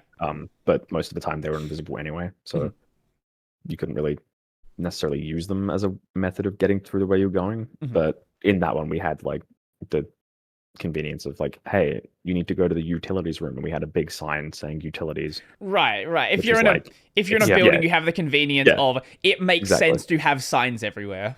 Yeah. Which on the ship, like, we've got a similar thing. Yeah, It's like when you're walking down the corridors, you got the big sort of signs that give you the rough layout of where things are, and then on the actual rooms themselves, they've got the little readouts. Yeah, I think one of it was like go to the one of the sections. It wasn't like go to the laboratory or something like that. Yep. Like it was Yeah, clearly laboratory indicated room. like this direction is where it is. There were other places you go and there were like lore tablets in there, but like the main path, like you get a lot of nice conveniences when you are in an environment where having signs like is not out of place, right? Like signs. Again, it goes back to the whole signposting thing. Signposting in a way that contextually makes sense to the environment you're in. Yellow paint on things for the sake of yellow paint, it feels lazy because it is lazy. But if you're in a situation where there is actually a reason to say, this is the way you go, like, you know, that like, if you can fit it into the lore of the world, no one complains about that because games have always done this. It's just, when you see a lot of games doing the same approach in the same way, like that's why people get annoyed by it. Yeah, I mean, that was my one gripe with God of War 2018, I believe. It was like the stuff that you can climb on is just like randomly painted gold. Right. And it was like you've got this massive open world scale game, which is like super realistic and like super lore heavy. But now you've just like, hey, I can climb on that ledge because it's painted gold. And it was like, it was one of those ones where it's like, okay, this is a game. Right. So like, I get it. And it's one of those ones that made me feel like it was a game. Where it's like, it's in almost like a negative sense. Right, where like, it feels in real that same weird is... vein, yeah. Oh, sorry, go on. I was going to say, in that same vein, like, if it was a horror game or whatever, and it's showing you your path because it's blood, and like, this is where you're going because people have come through here, or there's like smeared on a wall in like an arrow or something like that. It's like, narratively, it's like, okay, this is the way to escape because this is where these people have been telling you to go. But like, it's almost more acceptable there because of the context. Versus, again, if it was yellow paint, it's like, okay, well, that's just fucking, you know. Excuse my language, but yeah. No, it's all good. You say whatever you want. It's all good. Where it feels really disconnected is, I believe it was Horizon Zero Dawn, where there are areas you can climb and areas you can't climb, and the place you can climb are indicated. But there are areas that, like, logically, if you're climbing with the climbing system you've been introduced with, how far you can jump, all this sort of stuff, where you can clearly get there, right? And this is something. Invisible walls are something that really, really annoy me. Like, I will see a game where I can get to that bit, but it's just like, you stop here. And there are so many better ways to, like, you can put a rock there, right? Like, put anything there. Or in Nier, for example, in Nier Automata, there's a bunch of invisible walls in the desert. It's just like, make the rock a little bit higher, or in the carnival area, just make the fence just a little bit higher. Put something in front of it. Like, you have elements in the world that can block your path, but you're not using them. Instead, you have a situation where an invisible wall just makes you feel like you're in a game, right? Like, that immediately makes you feel like you're in a game. I mean, we used some of that sort of stuff in Nova. We've got this massive maintenance barrier that has a hologram on it that's clearly like very red and says like maintenance, and then you can't go past that. On the other side of that, there isn't a maintenance barrier. There is a whole bunch of like spilt over crates. That's literally blocking the player's path. So it we've gives used like, our environment stuff for that reason. which you don't notice is really invisible wall-esque until you try to teleport through it, and it's got like the big wall where it's like, no. Right. But obviously just moving through the environment, it's like taller than you, so you can't get past it or anything like that. But yeah, like every situation where we're like trying to block the player from doing something, we came up with a narrative reason or like an in-world reason for it. Like, because invisible walls piss me off too. Like, there's nothing more frustrating than, like you said, like thinking you can get to a spot and it looking like you can very clearly get to said spot, and then it's just like, no. Yeah. Like I get why, like you got to have limits, but like something, you know. Yeah, I agree fully.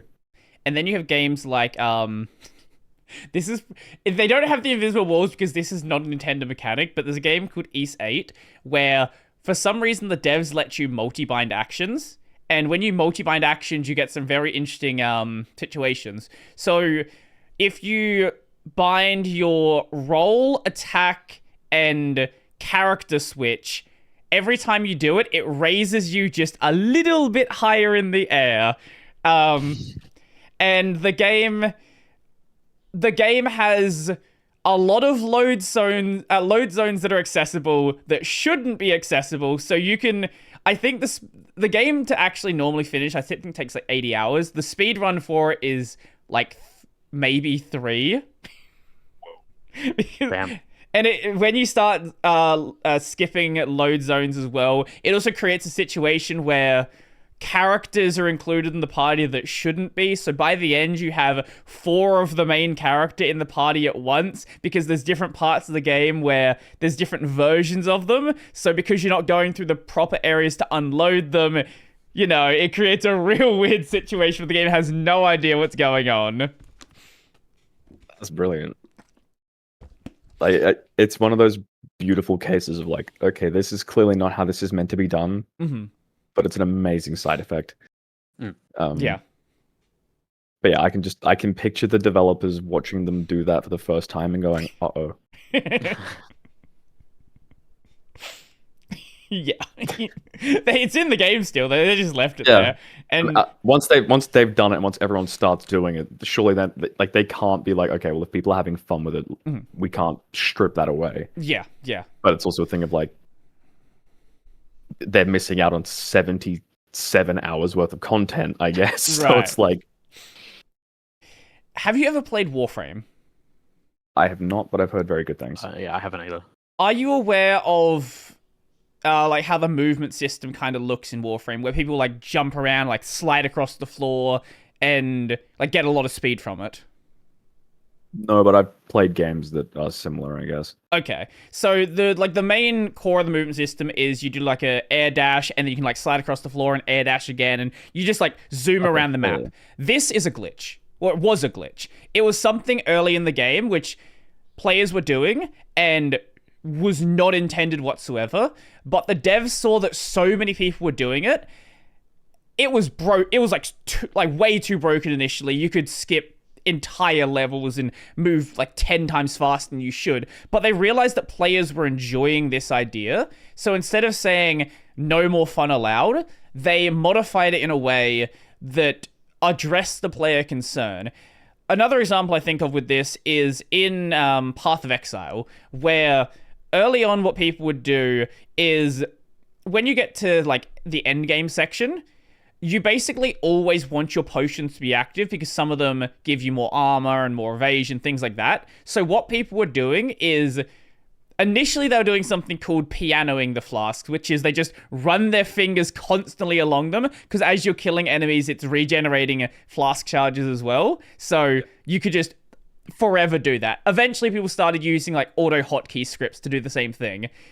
The devs realized that everybody was doing this, so instead of saying, no, there's now going to be a cooldown on this, we're going to change how enemy mechanics work so you don't need to do so, they introduced something into the game where you can now conditionally activate potions. So it's like, oh, if you are on fire, you can use this potion to give yourself fire immunity. If you have full flask charges, it will automatically use it. If the potion next to it is used, it'll activate that one. So they provide the system within the game to address a player concern rather than just saying, we don't like what you're doing. This is not our... Like, they addressed an issue the players had rather than saying, this is not within our vision. We're going to say, you can't do that.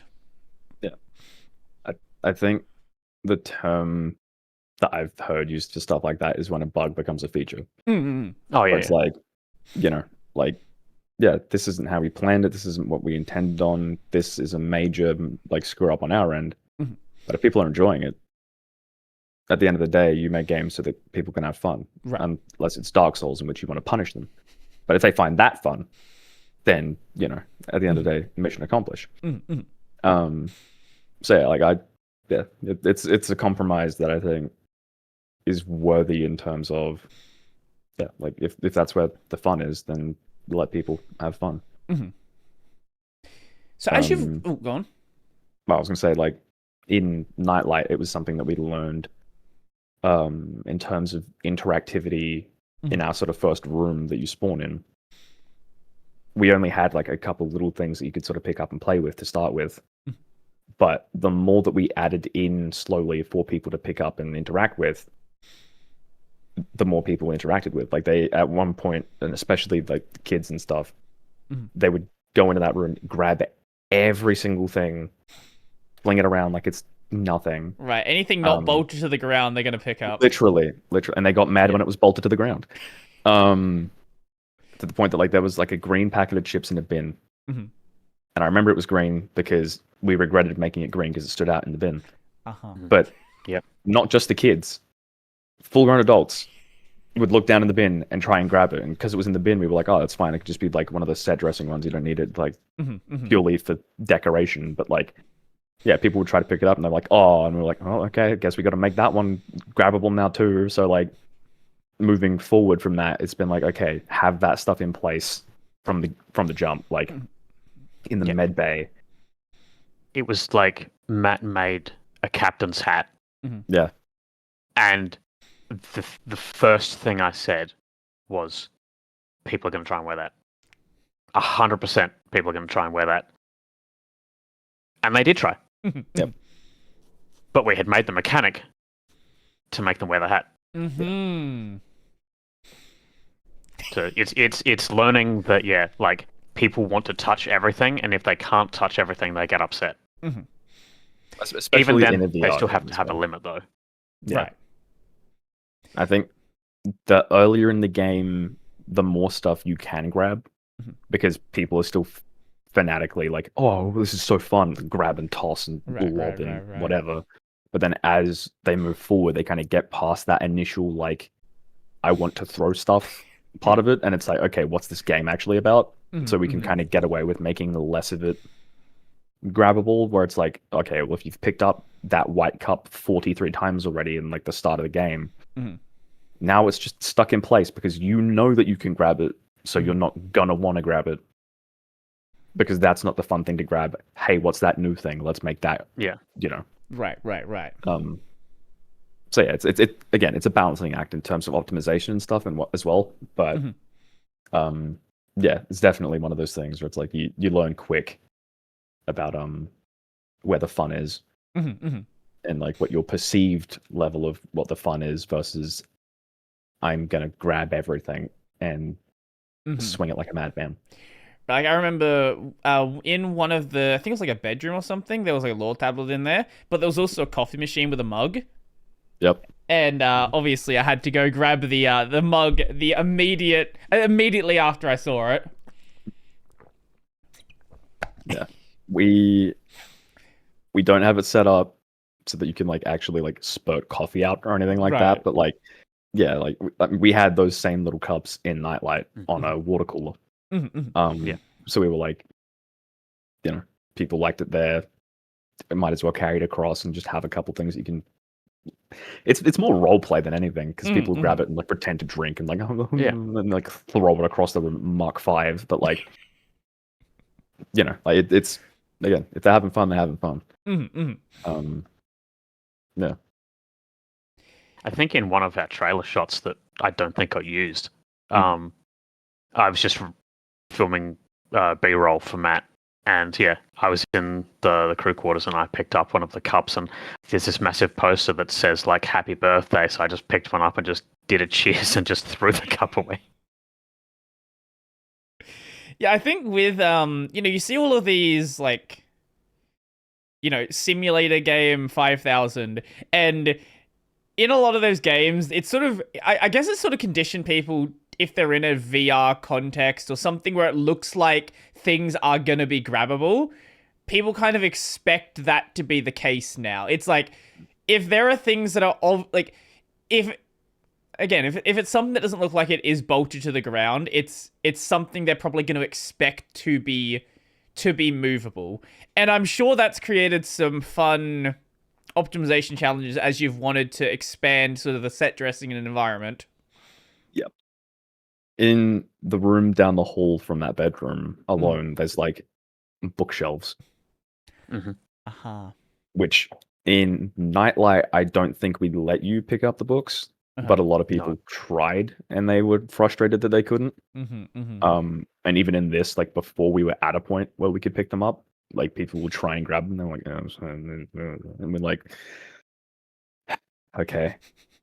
Yeah, it was literally one of my jobs this week to go and add in more books and like folders to grab on those bookshelves.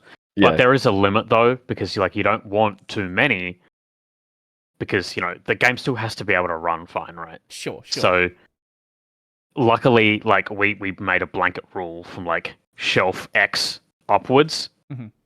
That's it. Everything else is just static and you can't grab it. Right. Yeah, otherwise you end up having a situation like, Skyrim 5000 cheese wheels. Yep, I've seen that. Yeah.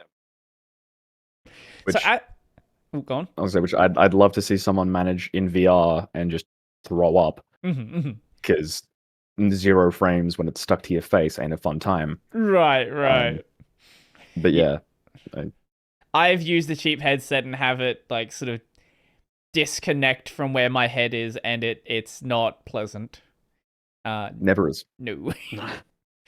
So as you've been going through this project, what have you learned through the process? Like what did you sort of expect to be the case that didn't really play out in this game? I know obviously it's not the first one, so you definitely had a lot of learning experience from that one already, but what new came from this that you weren't, maybe, I don't know, just whatever direction you want to take it? I mean, for me personally, I learnt a lot more optimization stuff. Like, from our last project, we just had big scenes and just put a lot of stuff in it. So there was obviously like rendering costs for that, obviously. And at some point, there really was, it is evident that like there is too much here. But in this one, me and Matt designed the ship to be sectioned off into tiny little scenes that we could like asynchronously load, right, and have less in them or as much in them as we needed to make it run well. I had like all the geometry that Matt gave me, apart from like the major rooms. They're all just separate pieces that I just had free reign over to just put in there, and then we rolled with that, and then we started testing the game and went, ooh, you know what? That's actually very expensive. We can't do that. So I then bought a mesh combiner tool, which basically got implemented the same way occlusion culling works, if you know what that is. I assume you do. If you want to just briefly explain it for the viewers, that probably would help. Occlusion culling is basically, it takes a cone and everything in that cone will be rendered. So if you're like panning across these items over here, will literally get like turned off, Mhm. unrendered. So it's basically reducing the cost of what is on screen and helping the frame rates. For the basic principle of that. So the way I planned how I would combine the meshes was based upon occlusion culling and how much I wanted to render in one go. Even today, there are still issues because Unity is known for not having the best occlusion culling tools. So one of the issues currently that we're having is that in one of the hallways you can be staring directly like at a wall, but the bottom section of like the elevator where you go later on in the game, it's just kind of all rendered for no reason. I see. So that's where there's like a performance drop because it's rendering too much. So that is like still one of the like things on our list to try and figure out how to fix. What about you, Matt? Nothing. I'm perfect. No. No. The big one I think was trying to learn how to set up like modular kits to be used for environment design and stuff. Because in the first game, I kind of just took the gray box of the whole level and just modeled over it and optimized it from what it was, which was like a million cubes in like one little spot to make up a complex shape, to then, hey, that's now just a cylinder or stuff like that, where it's like it's proper like mesh and properly optimized, UV'd, etc., textured, all that sort of stuff. But like going through the modular process of design and stuff obviously gives you way more freedom in terms of, hey, this can't be this size anymore, or like it feels wrong sort of walking through it now, or doing this thing over here, actually we want to change the way that this is laid out. Having it be modular, it's like, okay, well now you've got corner pieces and long bits of wall and shorter bits of wall and stuff like that. You can just, chop and change however you want on the fly, which I think we ended up doing. Yeah, that's how we added in our new content. Yeah. With the med bay, the captain's quarters, and the crew quarters, where Matt had planned where they wanted to go, but it was like being covered by a whole bunch of like hallway geometry. So it's very easy to just delete that current geometry that's there and then just turn on the old stuff and then just shift it around, or like, oh, I need this much more wall, and then you can just drop it in.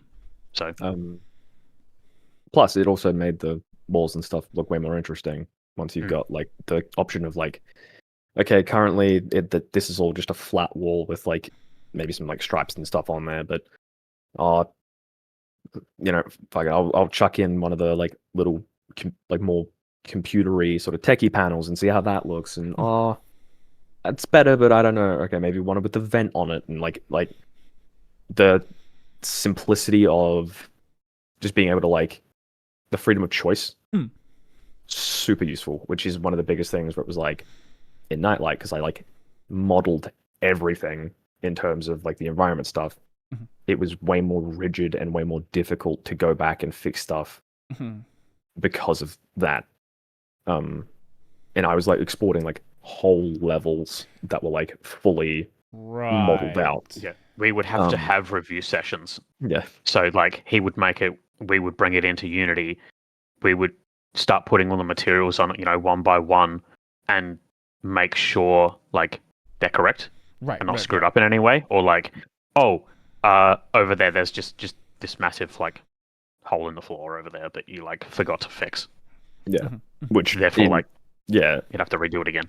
And on my end, that hole could have been like a millimeter between things, and the anti-aliasing, made it invisible. But the second you bring it into Unity and you've got like a bright blue skybox behind it, you can see this massive blue strip, and you're like, that's a problem. And then I'm sitting there on version 17 of the apartment buildings, and Alex is sitting there like rocking himself to sleep because he's had to bring everything in over and over and reapply the materials. That was a whole afternoon where it's just like, hey, there's another little hole up there, and it's like, God damn it, I thought I fixed that one. And it's like, no, you fixed the one next to it, but because you shifted that over, now there's another one over here, and it's like, oh, of course there is. Yeah. So yeah, Never-ending circle.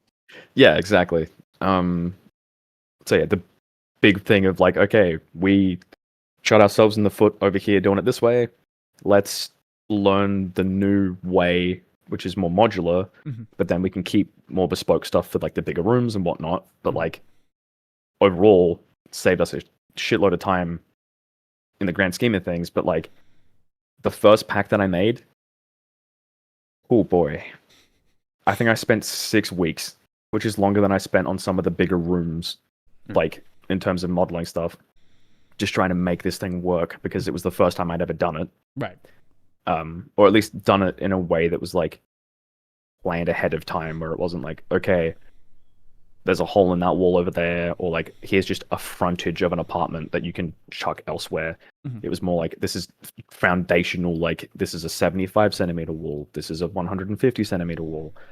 And like, we had these segments set out ahead of time, where it's like, okay, I have to make this work, I have to work out what the hell I'm doing. Which was, yeah, a big task up front, but saved so much time later on. And once I did it once, I could use those same bits as like foundation of like, okay, well, I've done it once now, I know what I'm doing for this next pack and this next pack and this next pack. And I think we ended up with 3 or 4 in the final game, which like each time I did it got quicker and quicker. But it was like, yeah, that first month and a bit where I was like, I'm so over this. Like, why? I could have just modeled this whole way in like 20 minutes, but here I am 6 weeks later. But yeah, you know, it's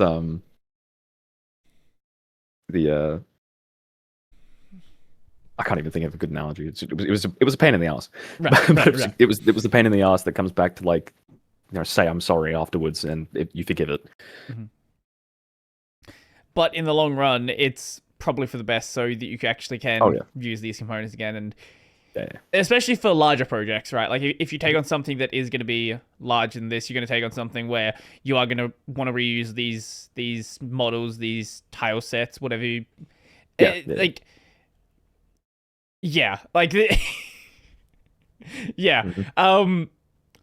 well, that is hopefully something which, as you go into whatever the future title is, you can, you know, start getting the ball rolling quite a bit faster, knowing better development processes, knowing a better way to handle just doing all of this. Hopefully that can allow for more to be done with whatever you do next. Yeah. 100%. Yeah, every single thing that we do is a learning step. So like, and that's, I think, one of the bigger reasons why we picked sort of sci-fi and stuff this time as well, was like, okay, we've done the realistic thing, we've done the old school tech, you know, let's jump into a challenge and make a spaceship. Which, yeah, that first 6 weeks made me go, why the hell did we do this? But beyond that was like, okay, yeah, no, this is pretty cool. Then yeah, like 100%. Like if you're not learning something new with everything that you're doing, you're losing an opportunity to like grow as a creative, as an artist, as a designer, as a programmer, etc. Like even like probably in the realm of like podcasting and YouTube and stuff like that as well. Like you're always looking to improve what you're doing. So to take advantage of that with everything that you make, it's a no-brainer. Well, what do you got an idea for the next thing? Once this project is done, once it's released, do you have any ideas? I'm sure you've got things you would like to do, but are you kind of set on anything that you want to do next? Yes and no. Yeah. We had an idea that we were pretty firm on, which we sort of concepted and did some very, very, very early stuff on during our first grant submission process, like in April last year. Just while we had some downtime to like take a few steps back from this and like wait to hear back on how we were going. But in the time since, obviously with all like more stuff that we've learned with this and different issues and stuff outside of that. It's like, is the smartest option? Should we innovate a little bit to make it a little bit different? How can we make it a bit more unique? All this sort of stuff where it's like, we have a base idea. Should we talk about it a little bit? It's up to you. That smile says a bit. What do you reckon? I mean, that's for off cam. Off cam? Yeah, okay. That's for off cam. I'm not gonna leak anything here. Yeah, fair enough. Yeah. We've got a list of a few ideas and stuff that we have genuinely got just a folder of like project ideas, and we've got this little form that we fill out in terms of like, not like an application or anything, but just like, here's like a list of criteria in terms of stuff that we would want the project to be, who it would be targeted at, what we want the players to feel, some like gameplay stuff, all that sort of stuff. And we've got a bunch of those of just like random ideas and stuff that we've come up with over the last few years. But yeah, this other one, we kind of went in deep and just like spent a good few weeks like busting out a GDD and like a proper art bible and stuff for, but like obviously since kind of had this realization of, well, if we decide to head down this route, is it smarter to do something slightly different and stuff like that? But yeah, it's yet to be seen. On Monday, we're going to have like a proper brainstorming session and like go through some stuff in terms of how can we improve on the idea and stuff like that. So who knows? Maybe next time you get back to us, you'll hear some more about it with whatever it ends up being. Well, I do plan to do Sage next year, and I do AVCon every year. So if you have something early by then, hey, I guess I will. I'll see it by then. Possibility. Yeah, by then I think we're hoping to. By AVCon definitely, but Sage we'll see. But yeah, it'll be good. Yeah. Well, we're coming up on the 2-hour mark now, so let people know where they can find the game, where they can get the demo, all of the information you want to direct people to. Yeah. Project Nightlight is on Steam. Not Project Nightlight. Project Nova is what I'm here for. God, that was a both on Steam. That's true. They are both on Steam. If you look up Project Nova, you'll find 2 games. But the one that you're looking for is the one with the little spaceship in the key art. I did notice that there was another game with the same title. We discovered that right after AVCon last year, where it wasn't there the weekend before and it was there the week after, and we were like, fun. Yeah, okay. Yeah. But yeah, that's a whole thing. Plus there's like apparently been like a dozen or so games over the past 20 odd years that have used that title that have just gone nowhere. Sure. So yeah, it's not exactly an uncommon word. Exactly. Like I would expect it means so. new in Latin, so like it's going to be called blah blah blah Nova something or other. Like, right. But it's a space term, so it's like sick. But yeah, whereas like that's the game. Project Nova demo is out now. If you look up Fringe Realities on whatever social media stuff, Google. But yeah, we're on Twitter, X, whatever it's called now, Blue Sky, Instagram, Facebook, YouTube, Reddit now is what I'm trying to start cultivating. And if Mark sort of sits back a touch, you'll see our logo. Oh yeah, yes, yeah. Yep. So we're at Fringe Realities on most things, or some variation of that. Good, consistent branding, which is better than I do. You do what you can. We were lucky that like it was one of those ones that no one had picked up yet, and we're like, done. I made the mistake of using my name for everything, which is a bad idea. Turns out there are other people called Brody Robertson that exist. I can't believe that. That's insane. There's actually I think an amateur golfer with the same name. For a long time, she was the one who took up all the search results. I have taken over the position now, though. So yeah.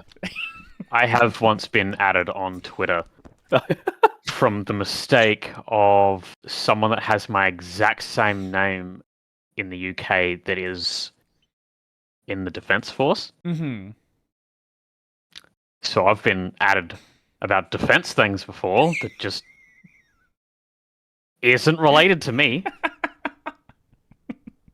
That was fun. I typically just go by like my username online, so like I'm rarely me. Yeah. Which saves me the headache because typically there's only one username per site, which is very handy. But yeah, like, you know, Yeah. my dad, going through school, shares the same name as a footballer from Adelaide, who then went through and started doing finance, which is what my dad used to do. So they kind of ended up in the same field. Right. And I've only been asked once by an older teacher when he saw my name. He's like, "Oh, there's no relation to." And I said the name, and he went, I went, "No, he's not my dad, but they have the exact same name." And he's like, "Oh, okay." And he looked so defeated, and I was like, "I'm sorry, old man." Like, you know, but it was really bizarre. And on that, when my dad was teaching me to drive, he took me past his office on purpose, just to like see if I'd clock the fact that it was his name on this sign, and he was just looking at me smiling as I drove past, and went, "What? Hang on." And he was just like, "What? What's going on? Like, what?" And I'm like, "You can't pretend like you didn't just see what I just saw." But yeah, I think thankfully I'm the only one of me. Like, everyone's like, there's a bunch of people called Matt. Yeah, very rare name. Yeah. Never met a Matt before. Yeah, there's two of us in every given place. I can guarantee it. But yeah, like, Matt surname doesn't seem to be a common one at the very least. Like, I don't think my surname's super common to begin with. Which, hey, neither was mine, and I still got it. You know what? That's 100% fair. Yeah, I'd say yours is probably rarer than mine. Yeah. But yeah, like, you know, I think I'm the only one in game development, which, that's something. That's convenient. Yeah, it's handy. Well, anything else you guys want to direct people to, or is that pretty much everything that you have? That's about it, really? Yeah, that's sort of it from us, I think. Okay, yeah. I'll do my outro and then we will sign off. The main channel is Brody Robertson. I do Linux videos there 6-ish days a week. Sometimes I stream there as well, so check that out. I've got the gaming channel, Brody on Games. Right now, I'll be playing through Kazan the First Berserker, and I'm also playing Split Fiction with Ren, so check that out if you want to see co-op chaos. And if you're watching the video version of this, you can find the audio version on basically every podcast platform, Tech Over Tea. You'll find it on Spotify. Spotify is video, which is cool as well. And if you do want to see the video and not be on Spotify, it is on YouTube, Tech Over Tea, basically every platform. There's Tech Over Tea, Twitter, and Blue Sky. I think it's Blue Sky. I don't know. I don't ever post to those accounts. I just post everything from my main account. I should separate them. I don't. Doesn't matter. Anyway, how do you want to sign off the episode? What do you want to say? I love this. This is my favorite part of every episode. That's such an on the spot. Yep, like, that's why I do it. Be good and kind to others. Ooh, nice. I like that. Peace, love, and other drugs.